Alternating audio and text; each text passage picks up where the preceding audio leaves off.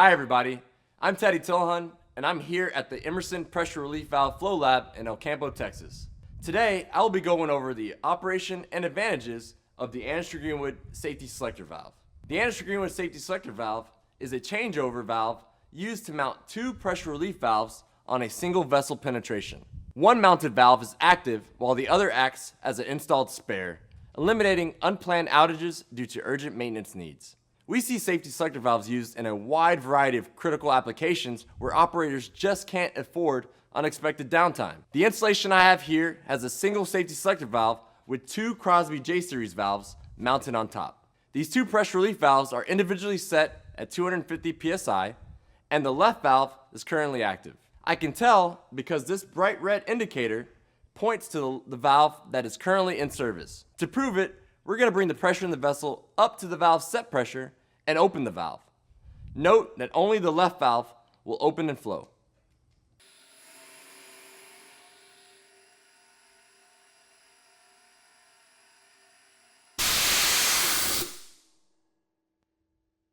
Now that the valve is reseated, we can begin the changeover process. Please note that the changeover can be done under pressure and there is no need to reduce the pressure in the vessel before beginning. Despite that, a changeover should never be performed during an active relief event due to safety concerns. Now let's change which valve is active. The first step is to open the locking clasp. This can be used to padlock the valve and control access, minimizing the chance for accidental operation.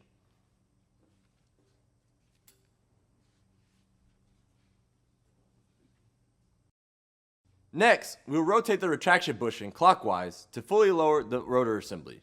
At this point, both pressure relief valves will see process fluid and pressure.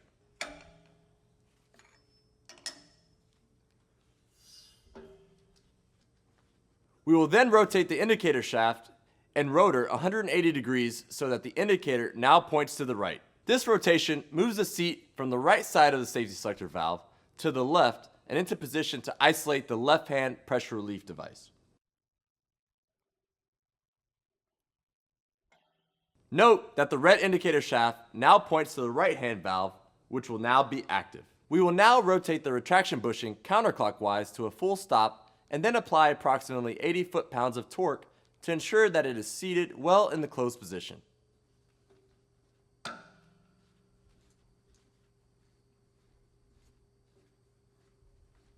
Next, we will close the locking clasp, and if we were using a padlock, we could lock up the valve. The final step is to open the bleed valve and release the trapped pressure from under the now inactive left pressure relief valve.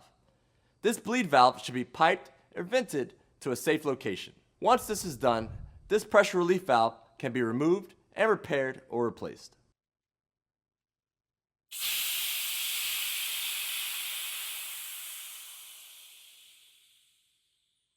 To demonstrate the changeover was successful, we will now increase the pressure in the vessel again, and only the valve on the right will open and flow.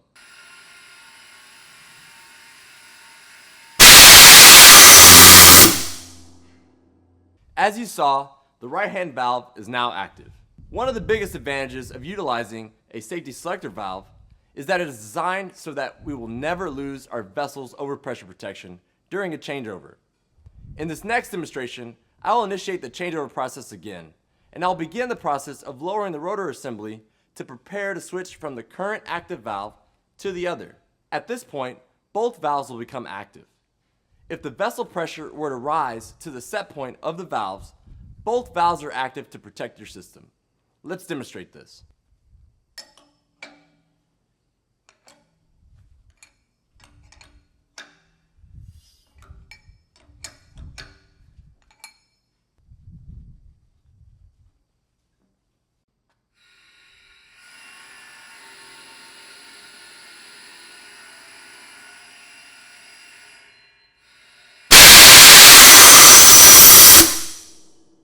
As you saw, both valves are active during the changeover process, so you never lose overpressure protection for your system. This is one of the most important safety features of the Greenwood Safety Selector Valve, and unlike fabricated double block valve solutions, it is physically impossible to block both relief valves at the same time. Unlike many other changeover valves, the Anderson Greenwood safety selector valve was designed from the ground up specifically for the use with pressure relief valves. The unique rotor design, symmetrical flow paths, large CVs, gradual sweeping angles provide several benefits. First, you can always use a safety selector valve that matches the inlet size of the relief valves mounted on it.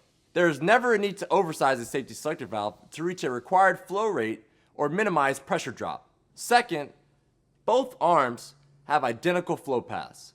This is important as many other changeover valves utilize a large disc and plug that sits in the flow path of the relief valves, creating different pressure drops for each arm.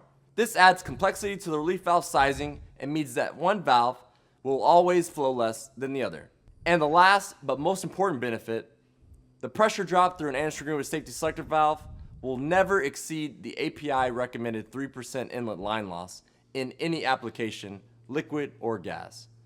This is critical for the proper function of the pressure relief valves, as inlet line losses reduce capacity and can create stability issues. Let's take a look now at what we call a tandem safety selector valve assembly. In this tandem configuration, there are pressure relief valves mounted on the safety selector valve, as you saw before, but now we have a second safety selector valve mounted at the outlet of the pressure relief valves.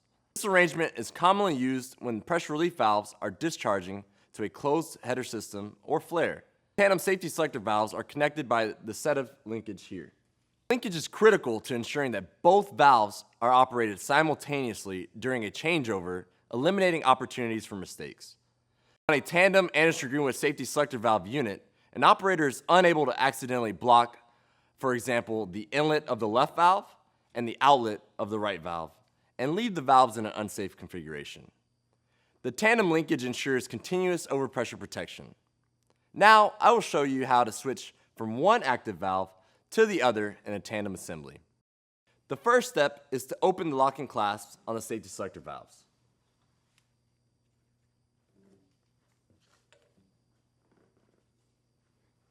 Next, we will rotate the retraction bushing clockwise to fully lower the rotor assemblies. First starting on the inlet side and then moving to the outlet.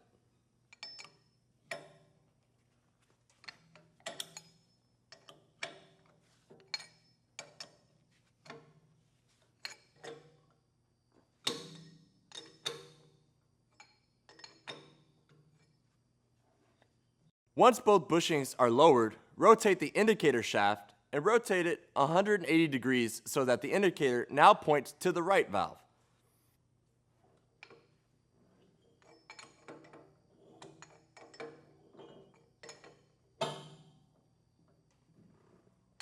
Note that the red indicator shaft now points to the right-hand valve, which will now be active. Now, we will rotate the retraction bushings counterclockwise to complete the changeover.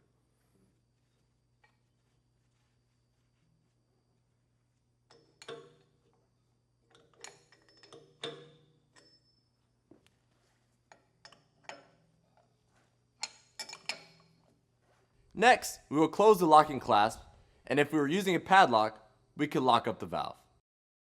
To demonstrate a relief event in this tandem configuration, we will now bring the vessel up to 250 psi and flow the active valve.